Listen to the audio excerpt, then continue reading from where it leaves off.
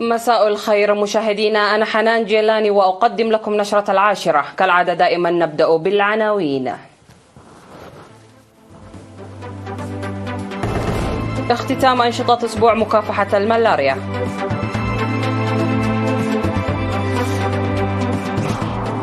الدفعة الثانية من طلاب الصف 11 في الإقليم الأوسط يتوجهون إلى ساوة. نفير تنموي في نفاسيت.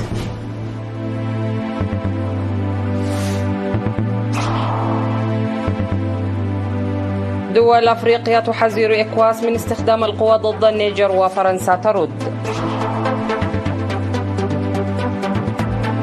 ضوابط صينية على تصدير تكنولوجيا الطائرات المسيرة.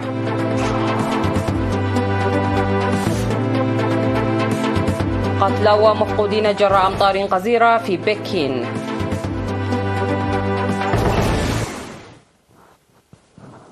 اختتم مكتب وزارة الصحة في الإقليم الأوسط الأنشطة التي نفذها في مديرية سرجقة من 24 وحتى 31 من يوليو المنصرم بمناسبة الأسبوع الوطني لمكافحة الملاريا. وقال مسؤول وحدة الخدمات الاجتماعية في المديرية السيد زرعي هبت مريم إن المرض يتسبب في وفيات وأضرار اجتماعية واقتصادية للأسر والمجتمعات، ويتطلب الدور الواعي للمجتمع والجهود المنسقة للمؤسسات المعنية للسيطرة عليه. وأوضح مسؤول مكافحة الملاريا في مكتب وزارة الصحة في الإقليم السيد كبر آب تسفى ميكائيل إن معدل الإصابة بالملاريا قد انخفض من 0.4% عام 2018 إلى 0.15% في عام 2022، وناشد مواصلة الجهود لإنجاح مهمة القضاء على الملاريا ضمن الخطة العالمية من عام 2016 وحتى عام 2030. وقدم في المناسبة توضيحا عن الأنشطة المنفذة في مديرية سرجقة. وذكر المدير العام لقسم الخدمات الاجتماعية في الإقليم الأوسط العقيد جبرهنس والدقرقيس أن المهام المنفذة مشجعة داعيا المجتمع وشركاء العمل لتنسيق العمل.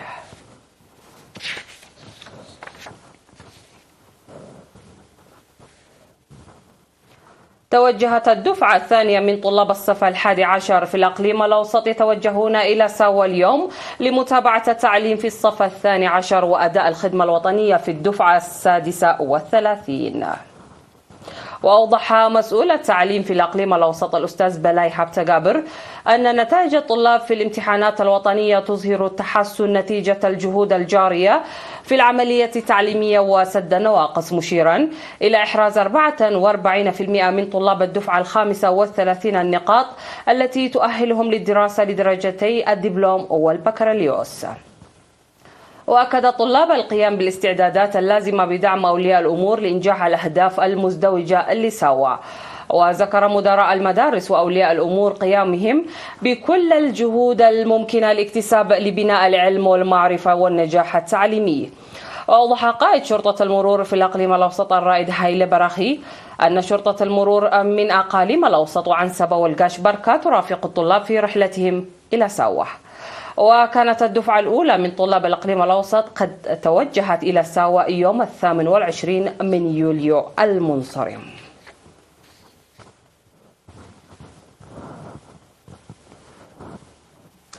يقوم سكان ضاحية نفاسيت في مديرية قندع بأنشطة نفير لحماية التربة وحفظ المياه وبناء نقاط توزيع المياه. وأوضح المشرفون على العمل تحقيق نتائج مرضية من الأنشطة الجارية بالنفير الشعبي والعمل الصيفي التنموي للطلاب. وقال الأستاذ محمد صالح من رعاة الطلاب إن أغلب الأعمال تتمحور في بناء وصيانة المدرجات الحوضية. وذكر مدير ضاحية نفاسيت السيد حسن محمد مد أنابيب المياه من لعيتان بمشروع الدهالو لإيجاد حل دائم لمشكلة المياه.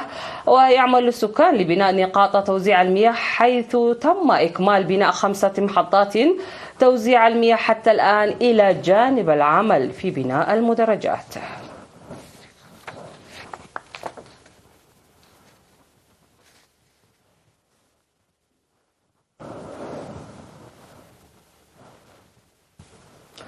أوضح خبير صحة الحيوانات الأليفة قسم البيطرة في فيلاجو السيد عندمسك الفقادو أن الجهود مستمرة لضمان صحة الحيوان في الإقليم الأوسط. وقال إن القسم ينشط لمكافحة وعلاج أمراض الحيوانات الأليفة وكيفية رعايتهم، داعيا المزارعين لاستخدام الأدوية المحقق جودتها. وذكر تقديم التطعيم لأكثر من 4000 من الكلاب ذو داء الكلب و3132 بقرة ضد الحصبة وغيرها و22 ألفا من الأفراخ لأمراض الجهاز التنفسي وشد العضلات. وأشار إلى تقديم عيادة فيلاجو البيطرية النصح والإرشاد للمزارعين إلى جانب الخدمات البيطرية العامة وتقديم الأدوية بأسعار مناسبة للمزارعين ضد مختلف الأمراض. تعمل عيادة فيلاجو البيطرية تحت إشراف قسم الزراعة والأراضي في الإقليم الأوسط.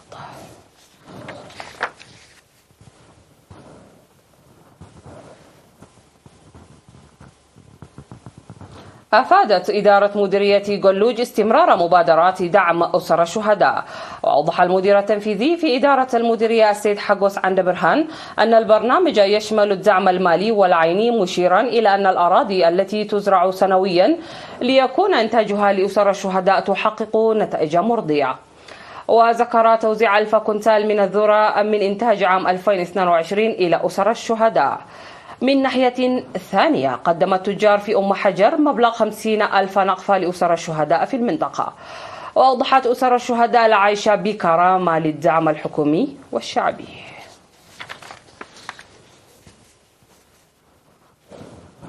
فاصل ونعود لمتابعة الأنباء على الصعيد العالمي، رجاء ابقوا معنا.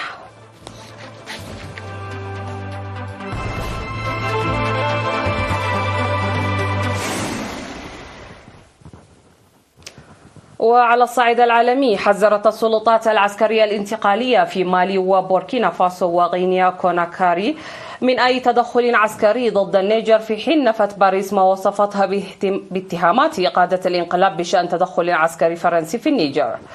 وقال بيان مشترك لبوركينا فاسو ومالي إن أي خطوة كهذه ستعد بمثابة إعلان حرب ضدهما أيضا. ودانت حكومتا مالي وبوركينا فاسو العقوبات التي فرضتها المجموعة الاقتصادية لدول غرب أفريقيا إيكواس على النيجر، معتبرة إياها غير شرعية وغير قانونية وموجهة ضد شعب النيجر حسب البيان. وكانت إيكواس طالبت في ختام قمة لها في العاصمة النيجيرية أبوجا بالإفراج الفوري عن الرئيس المعزول محمد بازوم والعودة الكاملة إلى النظام الدستوري في جمهورية النيجر. في المقابل، نفت وزيرة الخارجية الفرنسية كاثرين كولونا ما وصفته باتهامات قادة الانقلاب بشأن تدخل عسكري فرنسي في النيجر.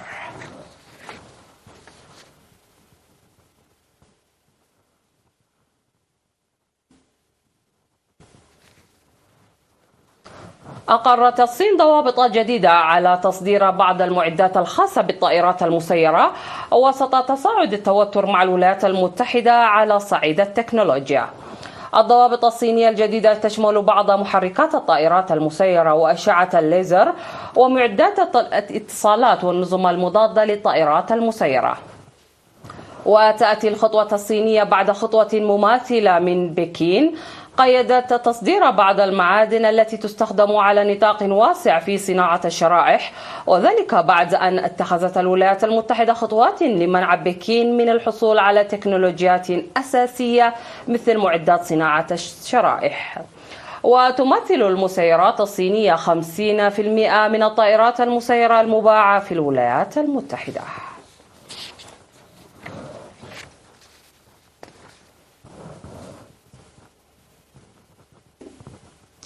قال التلفزيون العام في الصين إن الفيضانات في العاصمة بكين خلفت حتى الآن ما لا يقل عن 11 قتيلا و27 مفقودا. وذكر المصدر أن الأمطار الغزيرة التي تسقط على العاصمة بكين أودت بحياة 11 شخص، وأضاف أن 27 شخص آخرين في عداد المفقودين. وأصدرت سلطات بكين على مستوى إنذار من الفيضانات. وأفادت مذكرة صادرة عن السلطات أن أجزاء كبيرة من ضواحي العاصمة تواجه خطر الانهيارات والانزلاقات الأرضية والوحلية، مرفقة بإنذار من المستوى الأحمر للفيضانات. وحلت العاصفة الاستوائية على شمال الصين بعدما تراجعت قوة الإعصار.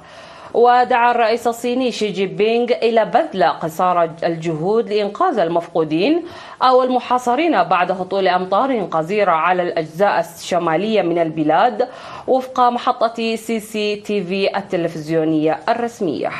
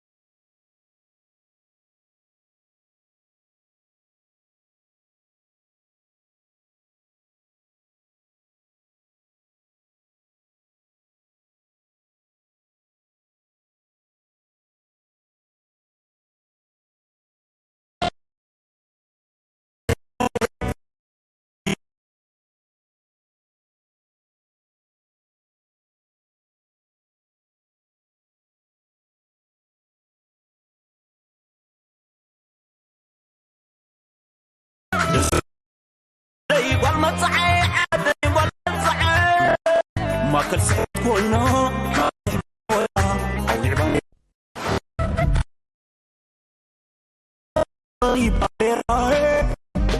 بانديرا بانديرا نسري أورا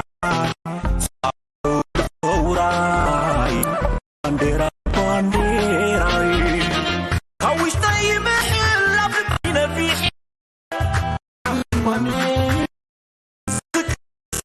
سكرنا ما غير حريحي سلقي بانديرا هلا وقت كويو هلاوي وحصة كنت خلاوي معي نخلاوي عصا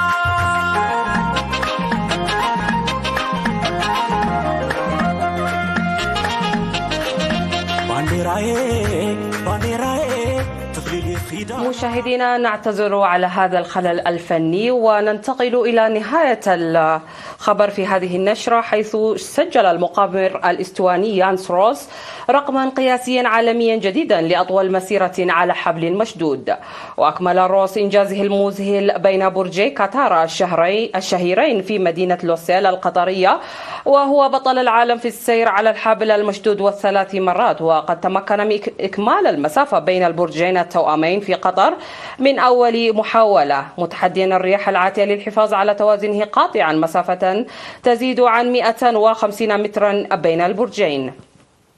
المسيرة التي أطلق عليها اسم الحبل المتلألئ كانت أطول مسافة في العالم ضمن مبنى واحد، وهي أيضا أعلى ارتفاع يحققه روس على مبنى حتى الآن، حيث مشى المقامر الإستوني على ارتفاع 185 مترا وعلى حبل عرضه سنتيمتران ونصف السنتيمتر.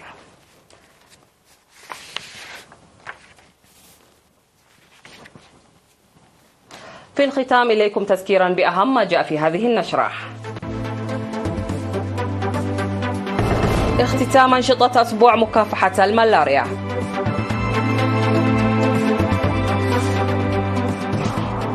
الدفعة الثانية من طلاب الصف 11 في الإقليم الأوسط يتوجهون إلى سوا. نفير تنموي في نفاسيت.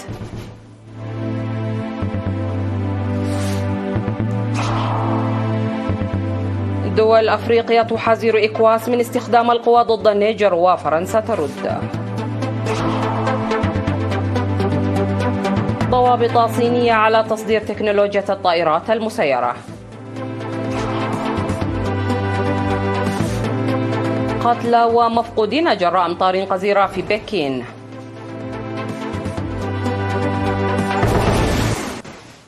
انتهت النشرة، إلى اللقاء.